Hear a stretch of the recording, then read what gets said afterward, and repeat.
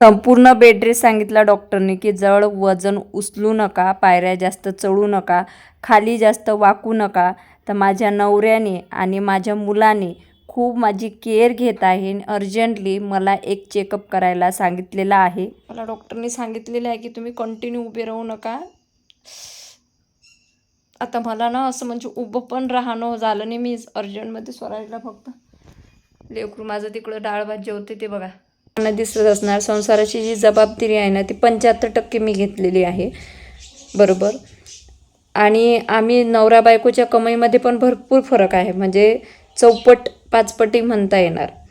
त्याच्या डॉक्टरांनी सांगितलेलं आहे बेड रेस्ट. जास्तीत जास्त झोपून राहा, जास्तीत जास्त आराम करा, जास्त वाकू नका, जास्त चालू नका, जड वस्तू उतरू नका. आणि एका बाईने एवढा आराम करणे साहजिक आहे का तुम्हीच सांगा. माझं तर कामच असं आहे की मला डेली उभं राहूनच दिवसभर मी जास्त उभी असते आणि कमी बसलेली असते.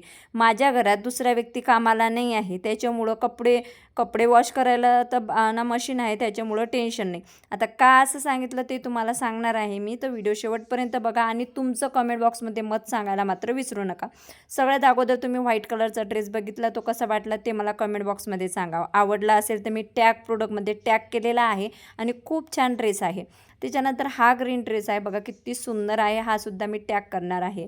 तर तुम्हाला सांगते की माझे म्हणजे 4 मुलाची आई आहे मी.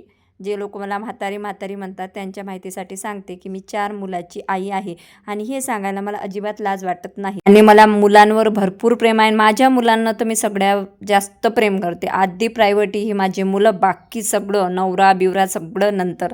असो तर तुम्हाला माहिती आहे की माझं माहिती आहे की नाही ते माहिती नाही, तर माझे ना आधी 2 अबॉर्शन झालेले आहेत. म्हणजेच की माझे 2 अबॉर्शन नाही म्हणता येणार, पूर्ण 9 महिन्याचे बाळ झाले आणि त्याच्यानंतर ते मरण पावलेले आहेत. आणि जेव्हा कधी आपलं बाळ म्हणजे देवाघरी जातं, मग 9 महिने होतं, कारण त्या बाळासोबत आपल्या भरपूर अशा आठवणी जुळलेल्या असतात. लिटरली मी आता 1 ते 1.5 तासापासून उभी होती. मी म्हटलं पटपट तेवढे शूट करून घ्यायचे, तर कंटिन्यू मी 3-4 शूट केले. म्हणजे 5 की 6 ड्रेस होते आणि 4 साड्या होत्या आणि 2-3 ज्वेलरीचे शूट केले.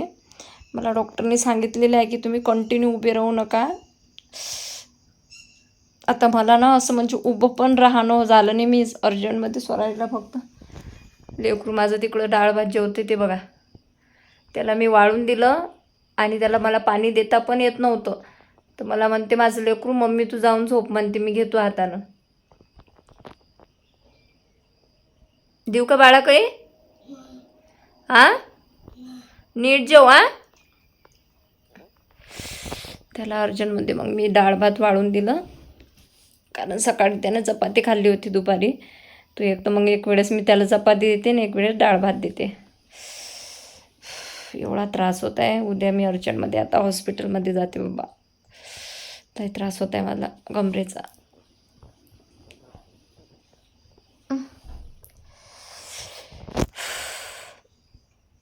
आणि ते बाळ गेल्यानंतर अजिबात आपण काळजी घेत नाही स्वतःची. आणि तसंच काहीतरी माझ्यासोबत झालं की मी ना माझं बाळ गेल्यानंतर अजिबात स्वतःची काळजी घेतली नाही. म्हणजे थंड पाणी पिणे, बाहेर फिरणे, काही पण खाणे, आणि त्याच्यामुळं काय झालेलं आहे, शरीर हे माझं झिंजला गेलेलं आहे. आणि आता माझे कंबरदुखी, पाठदुखी, एकदम म्हाताऱ्या बाईसारखा मला त्रास सुरू झालेला आहे. मला कंटिन्यू उभं राहायला डॉक्टरनी मना केलेलं होतं, परंतु मला थोडंसं बरं लागलं. भरपूर प्रमोशन व्हिडिओ, ज्वेलरीचे व्हिडिओ बाकी होते, कारण आता गौरी गणपती आहे, त्याच्यामुळे ज्वेलरीचे ऑर्डर येत होत्या आणि मला त्यांना कलेक्शन दाखवायचं होतं. मी उठू नये का बरं? हो, घरातले कामं कोण करीन? पप्पा. तरीसुद्धा मला थोडंसं बरं लागलं, तर मी ना ज्वेलरीचे वगैरे शूट केले आणि 1 ते 1.5 तास उभी होती. तर लिटरली सांगते, एवढी माझी कंबर भरून आली की मला बसता पण येत नव्हतं आणि उठता पण येत नव्हतं. आणि लगेच मी झोपायला गेली आणि हे काही पार्सल माझे लावायचे होते. मग गणेशजी आले, त्यांनी पार्सल वगैरे घेऊन गेले. आणि बाईचं कितीही दुखलं तरी ती कामं करायला थांबत नसते, हे तेवढंच खरं आहे. तर मग आम्ही हॉस्पिटलला गेलो आणि डॉक्टरांना मी सांगितलं की माझ्यासोबत असं असं झालेलं आहे. तर ते बोलले, तुमचं बाळ गेल्यामुळे तुम्ही स्वतःची काळजी घेतली नाही आणि तेच दुखणं आता उभं राहत आहे. म्हणून आम्ही प्रत्येकाला सांगत असतो की तुम्ही स्वतःची काळजी घ्या. परंतु कसं आहे ना, सध्या ना मी बिझनेस लावलेला आहे आणि माझा बिझनेस खूप छान पद्धतीने ग्रो होत आहे.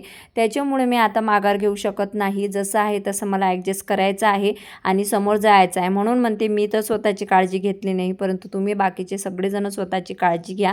आणि आपल्याला बरं नसते ना, त्याच्यामुळे घराची अवस्था पण खूप वाईट होऊन जाते. आणि मला क्लिनिंग खूप आवडते. दिवसभर मी जास्तीत जास्त क्लिनिंगच करत राहते, कारण मला गळाटा अजिबात आवडत नाही. तर मस्तपैकी आज वातावरण बघा बाहेरचं किती सुंदर दिसत होतं. आणि भरपूर दिवस झाले ना देवघराची स्वच्छताच केली नव्हती. तर बाहेरचं सगळ्या गॅलरी वगैरे स्वच्छ वॉश करून घेतल्या, देवघर पुसून घेतलं आणि मस्तपैकी देवसुद्धा स्वच्छ केले. गुरुवार असल्यामुळे गणेशजींना होता उपवास, त्यांच्यासाठी खिचडीसाठी शाबू भिजू घातला आणि त्यासोबतच स्वराजसाठी डाळ भातचा कुकर लावून दिला आणि माझ्यासाठी चपात्या केल्या. त्याच्यानंतर व्हिडिओ शूट करायला सुरुवात केलेली आहे. आणि डॉक्टरने कितीही मला आराम सांगितला तरी पण एक स्त्री थकते, परंतु एक आई आणि बायको कधीच थकत नसते, कारण ती झिंजत असते फक्त तिच्या संसारासाठी आणि मुलांसाठी. सध्या मी खूप मोठी एक शहाणपणा करून घेतलेला आहे की मी 2 BHK फ्लॅट बुक केलेला आहे. त्याच्यामुळे मला आराम अजिबात करता येणार नाही. मला कंटिन्यू कामे करावंच लागणार आहे. कामं झाल्यानंतर हा दुसऱ्या दिवसचा व्हिडिओ आहे. सगळं आवरून घेतलेलं होतं. पोछा वगैरे माझा नवराच मारत होता. त्याच्यानंतर मी स्वयंपाक करून घेतला, म्हणजे उभं राहता राहता पहिलं स्वयंपाक केला आणि लगेच ना माझ्यासाठी पाणी गरम करायला ठेवलं. आणि हे बॉटल मी कंटिन्यू भरून ठेवत असते, कारण की मला डॉक्टरनी पाणी प्यायला सगळ्यात जास्त सांगितलेलं आहे. तर गॅस ओटा वगैरे मी आवरून ठेवलेला होता. आणि बसता उठता मी स्वयंपाक करते, म्हणजे कंटिन्यू उभी राहत नाही. चपात्या करते, 15-20 मिनटं आराम करते, त्याच्यानंतर डाळ भातचा कुकर लावते, नंतर अजून बसते, नंतर भाजी करते. तर स्वराजला मी डाळ भात दिलं होतं, त्याने जेवण केलं आणि डायरेक्टली तो झोपायला गेला. संध्याकाळी ना त्याच्या शाळेत ना एक प्रोग्राम होता आणि त्याच्यामुळं त्याला ना हे काहीतरी करून द्यायचं होतं. म्हणून गणेशजीला मी सांगितलं होतं की एवढं त्याचं जे प्रोजेक्ट आहे ते तयार करून द्या. तर गणेशजी बसले प्रोजेक्ट तयार करून घ्यायला. आमची जरी नवरा बायको असलो ना तरी नवऱ्याला मला कमी खेचायचं नाही. गणेशजीपेक्षा जास्त जबाबदाऱ्याचं ओझं, पैशाचं ओझं, टेन्शन हे सगळं मी माझ्या डोक्यावर घेतलेलं आहे आणि त्याच्यामुळे अजूनच जास्त टेन्शन येत आहे. मी ना कशालाच घाबरत नाही, कशालाच नाही. पण MRI मला सांगितलेलं आहे आणि त्याची मला खूप भीती वाटत आहे की सगळं काही चालू असताना काय, म्हणजे जेव्हा आपल्या आयुष्यात सुखाचे दिवस येतात ना, आपण कितीतरी त्रास सहन करून इथपर्यंत येत असतो. आता सगळं व्यवस्थित झालेलं आहे. खूप छान प्रमोशन येतात. स्वतःचा ज्वेलरी बिझनेसही लावलेला आहे आणि खूप छान सुरू आहे सध्या. म्हणजे असं काहीच टेन्शन नाही आहे की डेली व्हिडिओ टाकायचेच आहेत, काढायचे आहे, टाकायचे आहे, असं काहीच नाही आहे. आणि खरं म्हणूनच मी यूट्यूबवर व्हिडिओ टाकणं कमी केलेले आहे. परंतु जे मला डॉक्टरनं सांगितलेलं आहे त्याच्यामुळे मला भरपूर टेन्शन आलेलं आहे, कारण माझ्या संसाराची जबाबदारी पूर्णपणे माझ्यावर आहे. नवऱ्याचा आहे तो सपोर्ट आहे, परंतु सगळ्यात जास्त म्हणजे मला काही माझ्या नवऱ्याला खाली पाडायचं नाही आहे.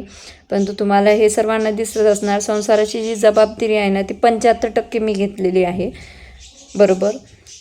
आणि आम्ही नवरा बायकोच्या कमाईमध्ये पण भरपूर फरक आहे, म्हणजे चौपट 5 पटी म्हणता येणार. त्याच्यामुळं मी आता फ्लॅट वगैरे घेतलेला आहे आणि मध्येच माझं हे दुखणं निघालेलं आहे. ब्रेक पण घेऊ शकते, परंतु सध्या असं आहे गौरी गणपतीचा सीझन आहे आणि ज्वेलरी खूप छान जात आहे, त्याच्यामुळे मी ब्रेक करू शकत नाही. आणि प्लीज मला सर्वांनी सांगा, MRI मला मी खूप घाबरत आहे. त्या मशिनरीमध्ये टाकल्यानंतर व्यवस्थित आपण येतो ना, म्हणजे मला खूप भीती लागत आहे. मला सर्वांनी सांगितलं की काहीच होत नाही, परंतु मी ना जायला खूप घाबरत आहे. कसं होणार माझं. चला मग मला हेच गोष्ट शेअर करायची होती तुमच्यासोबत. तर आता उद्या मी जाते, MRI वगैरे करून घेते आणि तरी मी आता थोडं म्हणजे अर्ध्या पाऊण तास बसते आणि अर्ध्या पाऊण तास मी काम करत असते. बाकी तुमचं मत काय आहे कमेंट बॉक्समध्ये नक्की सांगा. अजून ह्या दुखण्यावर कोणतं उपाय आहे का, म्हणजे कशामुळे अजून आराम पडेल ते सुद्धा मला कमेंट बॉक्समध्ये नक्की सांगा. भेटूया लवकरच नवीन व्हिडिओमध्ये. तोपर्यंत बाय बाय सर्वांना. श्री स्वामी समर्थ. आणि हो, या परिस्थितीत ना माझा नवरा खरंच माझी खूप साथ देत आहे. बिचारा झाडू पोछापासून कपडे धुण्यापासून सर्व सर्व काही करत आहे. आणि स्वराजला पण त्यांचंच जास्त बघणं असते आणि ते नेहमी सांगतात स्वराजला, मम्माला जास्त त्रास देऊ नको. एवढंच नाही, माझा मुलगासुद्धा मला अजिबात त्रास देत नाही. बिचारा शाळेतून आला की स्वतःच्या हाताने कपडे काढतो, स्वतःच्या हाताने जेवण घेतो, स्वतःच्या हाताने पाणी पितो आणि तो त्याचा होमवर्क करून झोपून पण राहतो आणि मला जे काही लागलं ना तो बिचारा हातात आणून देतो. खरंच कधी कधी वाटते ना, मुलं खरंच नशिबाने घ्यावं लागतात. आणि माझा नवरा पण माझी खूप काळजी घेतो आणि माझी मुलं पण माझी खूप काळजी घेतात. आणि स्वरा पण मला सकाळ संध्याकाळी फोन करून विचारते, मम्मी तू कशी आहे, तुझं दुखणं बरं आहे का, मी येऊ का. परंतु माझं जे दुखणं आहे ना, मी स्वतःचे अश्रू स्वतःच्या डोळ्याने पुसलेले आहेत. त्याच्यामुळे या दुखण्यावर सुद्धा मी लवकरच मात करेन आणि खूप छान पद्धतीने उभी राहणार आहे. तर असा गेला माझा आजचा दिवस. आता बघूया डॉक्टर मला किती दिवस आराम करायला सांगतात. बाकी दुसरं कारण तुम्ही समजू नका, बाकी आपलं प्रेग्नेन्सीचं वगैरे काही कारण नाही आहे. मला फक्त कमरेचा प्रॉब्लेम आहे. भेटूया.